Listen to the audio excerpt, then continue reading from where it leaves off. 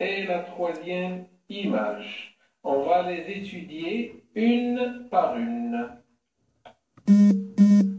Que représente cette image? Au premier plan, nous pouvons voir une famille composée d'un père, d'une mère et d'un enfant. Ils sont assis autour d'une table en train de prendre leur petit déjeuner. À l'arrière-plan se dressent des tentes, ce qui montre que cette scène se déroule dans un camping.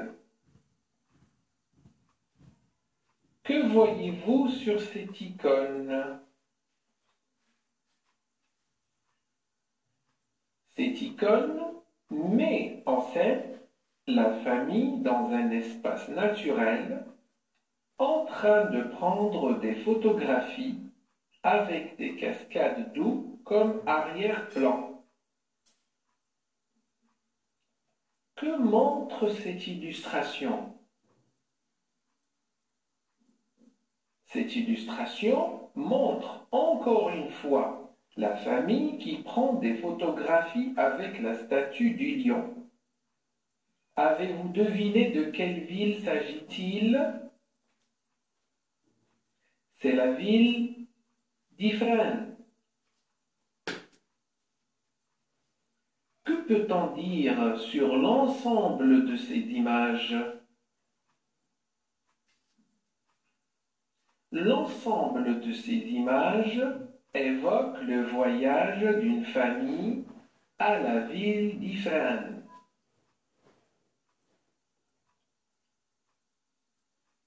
Connaissez-vous d'autres endroits à visiter à la ville d'Ifrane? Il y a le lac Aoua. Le lac Aoua est situé à 15 km de la ville d'Ifrane. Ce grand lac est entouré d'une ceinture de peupliers. Les visiteurs y trouvent calme et quiétude. On trouve aussi les sources d'Omarbea. Ces sources alimentent le plus grand fleuve du pays, le fleuve Omarbea. Au bord de l'eau qui ruisselle se dressent des restaurants traditionnels où les visiteurs peuvent déguster le délicieux tagine berbère.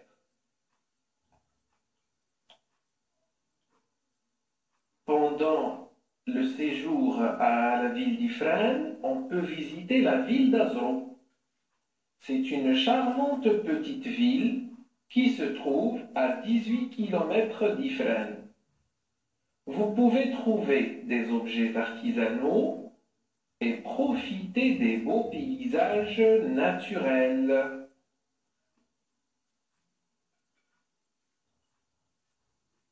Non loin de la ville d'Azro se trouve la forêt Cèdre Gouraud. Là-bas, vous pouvez voir les singes du Moyen Atlas qui entrent en contact direct avec les visiteurs qui leur procurent de la nourriture.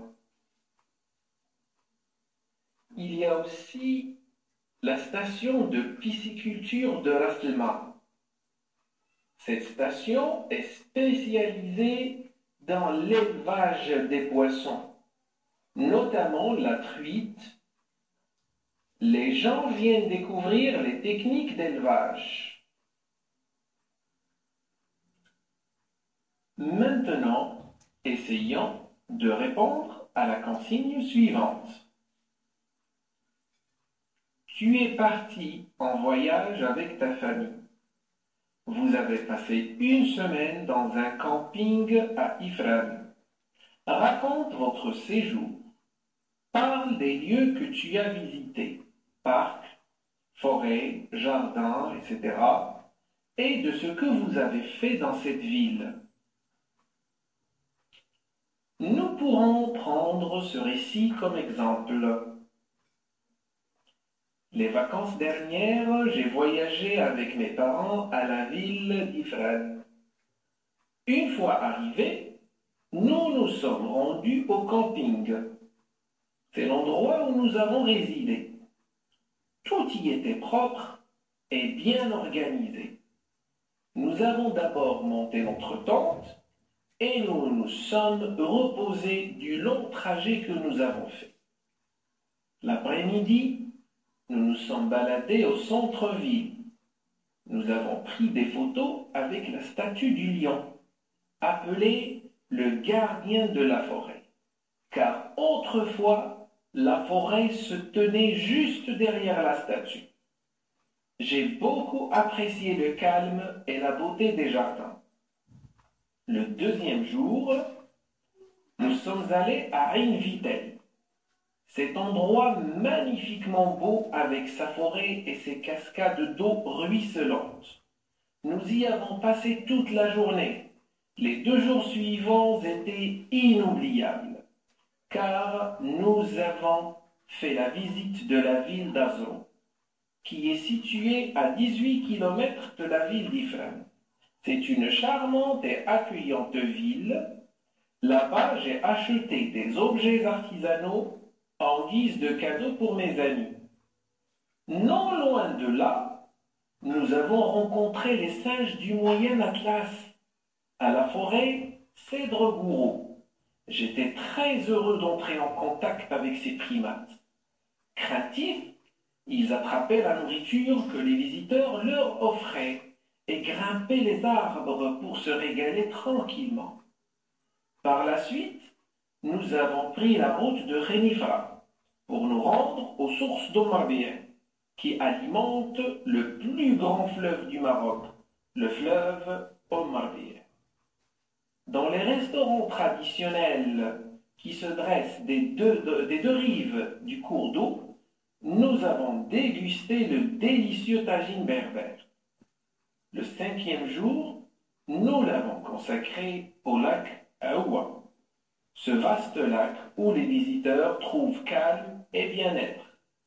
Le jour d'après, nous nous sommes dirigés vers la station de pisciculture de Raslma, où des techniciens nous ont informés sur les étapes et les techniques d'élevage de la truite. Nous avons quitté Ifrane le 7e jour, portant avec nous de beaux souvenirs d'un voyage inoubliable. Le Maroc, comme vous venez de le voir, est à l'instar de beaucoup d'autres pays du monde, abonde de paysages naturels qui constituent l'environnement. Mais croyez-vous que l'homme préserve et protège cette richesse écologique? Pour répondre à cette question, étudions ensemble ces images.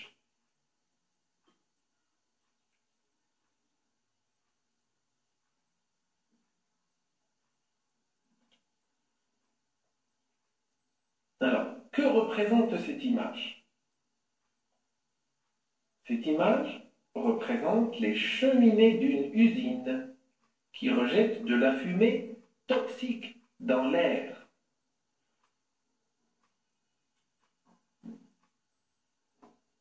Et que pouvez-vous dire sur cette image? On peut voir clairement le degré de pollution que les voitures engendrent par la fumée dégagée de leurs échappements.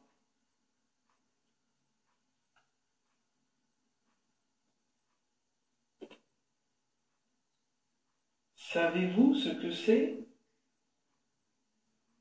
Ce sont des centrales nucléaires. Ces centrales nucléaires qui sont adoptées par beaucoup de pays dans leur production de l'énergie électrique. Ces centrales nucléaires participent à la pollution de l'environnement par cette production massive de la fumée.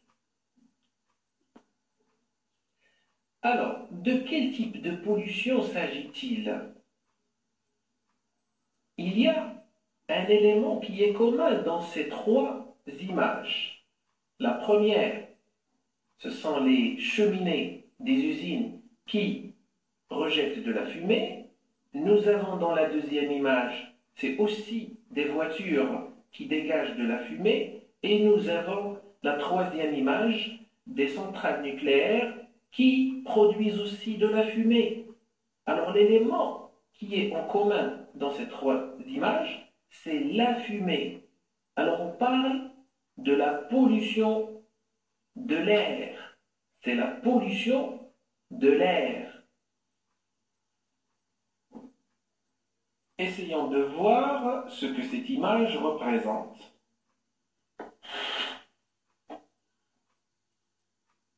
Nous pouvons voir un gros tas de déchets solides qui jonchent le sol. Ces déchets constituent le facteur principal de la pollution de la Terre. La consommation excessive des produits dont l'emballage est en plastique augmente le degré de pollution. L'homme doit alors revoir son mode de consommation pour protéger son environnement contre la pollution. On parle ici de la pollution de la Terre. Cette pollution qui est causée principalement par les déchets solides. Ces déchets qui ne sont pas biodégradables et qui peuvent prendre des centaines d'années pour se dégrader. Nous avons jusqu'à présent vu la pollution de l'air et la pollution de la terre. Mais il existe encore un autre type de pollution. C'est ce que nous allons voir avec les images suivantes.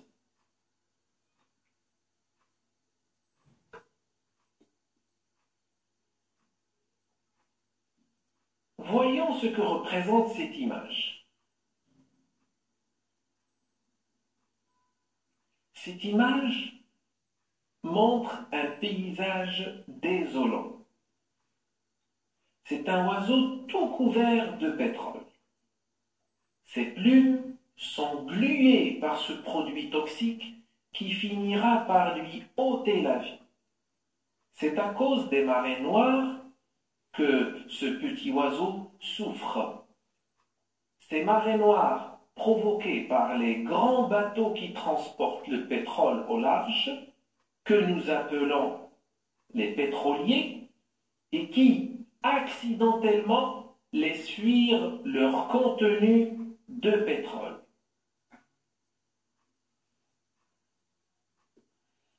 Avez-vous une idée sur ce qui figure sur cette image?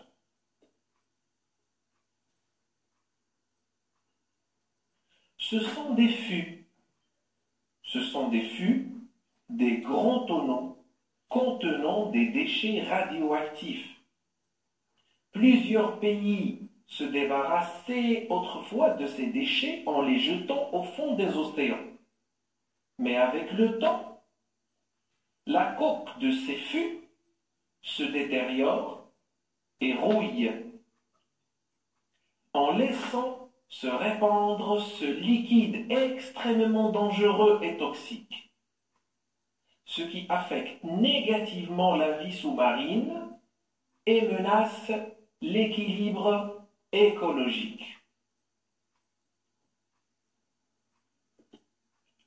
Regardons ensemble cette image. Qu'est-ce que vous voyez? Sur cette image, on voit un gros mammifère marin qui s'apprête à avaler un sac en plastique, croyant que c'est de la nourriture. Ce sac en plastique jeté par l'homme tuera cet animal. C'est une scène très tragique qui pourrait être évitée par quelques mesures que l'homme devait prendre. Que dites-vous sur cette image? Nous sommes devant une scène très répandue. Ce sont les déchets des usines qui sont jetés directement dans les rivières ces rivières qui finissent dans les eaux des mers. Ces déchets contiennent des matières toxiques et nuisibles à l'environnement et à la santé. Les 4 images que nous avons étudiées évoquent le 3e type de pollution qui est la pollution de l'eau et des océans.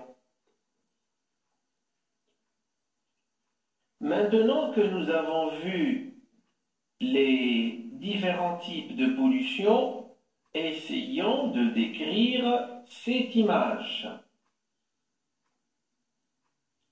Cette image évoque le thème de la pollution de l'environnement, notamment la pollution des océans. On peut y voir un poisson qui ne se trouve pas dans son milieu de vie naturel. Sa couleur terne montre qu'il est certainement mort depuis un long moment. Les vagues l'ont jeté au bord de la plage. Juste à côté de ce poisson, on remarque un sac en plastique bleu et un emballage transparent fait de la même matière.